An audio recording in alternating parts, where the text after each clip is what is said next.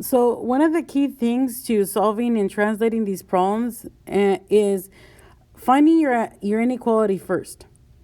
It can kind of get confusing sometimes because you'll see more than and at most and less than and at most. And you're like, which one is the inequality? So there's a key thing that if you look for it and you identify that first, it makes it easy to figure out what your inequality is. So my suggestion is always look for the word is, and anything right after that, that's your inequality. So that means that right there at most is less than or equal to. That's what our at most means. So then now you could go back and try to figure out what the rest of the translation is. Like this 4 more than, that means positive 4. And then we have twice a number. That means 2 times a number, or 2 multiplied times a number. And we could use x as our number. And lastly, we have 5, which is just a number. And now we can set up our equation. I like to write my equation in standard form. So that means I put the stuff with the variable first. Then I add my 4. And then I have my inequality symbol. And then 5. But if you also write it, this is the one I like. But if you write it like it's right there, you could go 4 plus 2x is at most 5. That is still correct. It's just not in standard form. If we look at the next part also, remember, look for the word is because you want to identify your inequality first. So if we look at that, we can see this is our word is. Anything after that is my inequality. And again, it's at most. So you know that's the less than or equal to. We're going to go back now and find our rest of our information. It says 2 less than. 2 less than means negative 2. Twice a number means 2 being multiplied times a number. And then of course we have 10. Again, I like to write it in standard form. So I like to go 2x minus 2 is at most 10. But if you write it as negative 2 plus 2x is at most 10, that is also correct. So again, after you look for the word is, so I found my word is right here, and I know anything after that word is my inequality symbol. So is less than, that means that symbol less than. Now we're going to go back and we're going to highlight or identify other parts. We know that 5 less than, that 5 less than is not an equality symbol because we already found one. Your inequality cannot have 2 inequality symbols because it's not a compound inequality. So you're going to have 5 less than, that is negative 5. And then we're going to have 3 times a number, which is 3 times a number. And then we have 10. So if we write this in standard form, we're going to have 3x minus 5 is less than 10. And that's my answer.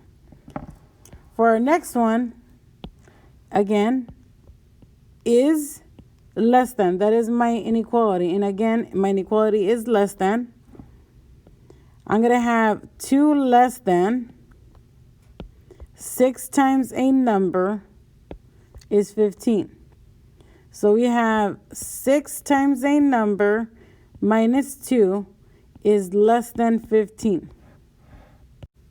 Okay, these questions you were doing them by yourself in class, so I'm going to go and work them out very quickly.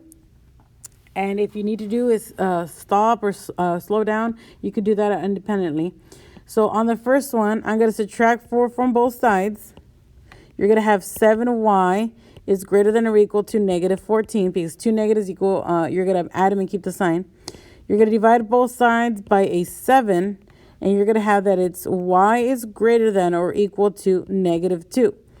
We know that this symbol right here means greater than or equal to, and that means it is a filled-in circle and brackets. So when I graph it, I'm going to have a non-fancy graph. So I'm going to say 0's here, negative 2's there.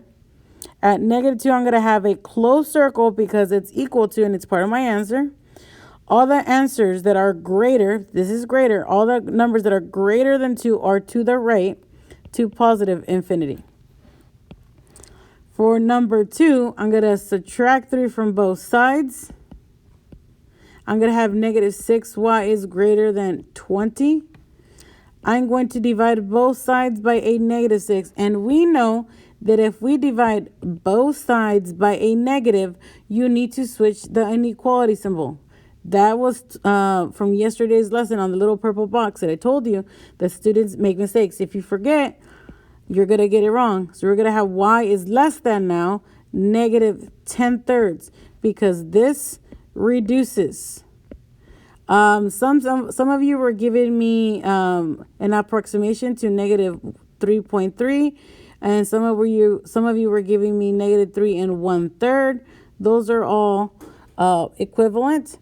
I rather have this answer because it's exact. So when you graph that, let's just say you have 0 here and you have -10/3. We know right there that is less than, and that means open circle, okay, not filled in, and that means parentheses. So this is where it started, but it's not part of my answer. And we know all the numbers that are less than -10/3 are going to be to the left. Anything less is to the left. The next example, number 3, we have subtract 4 from both sides. We have n divided by 3 is less than 2. Multiply both sides by 3.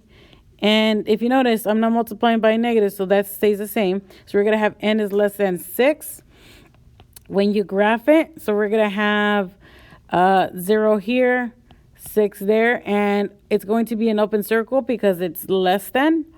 And it says n is less than 6. All the numbers that are less than 6 are to the left to negative infinity. Last example, we're going to distribute, and we're going to have -3x. Positive 21 is greater than or equal to -21. Subtract 21 from both sides. You're going to get -3x is greater than or equal to -42. I'm going to divide both sides by a -3. Since I'm dividing both sides by a -3, that means my inequality symbol is going to switch. Now it's going to be less than or equal to x. And that -42 divided by -3 is positive 14. So that means if I graph that, we're going to have 0, 14. I know 14 is part of my answer, and it says x is less than that. So it's all the numbers to the right side, to the left side. And we know it's a bracket because it's part of the answer. I know I was going fast, but this is review from yesterday.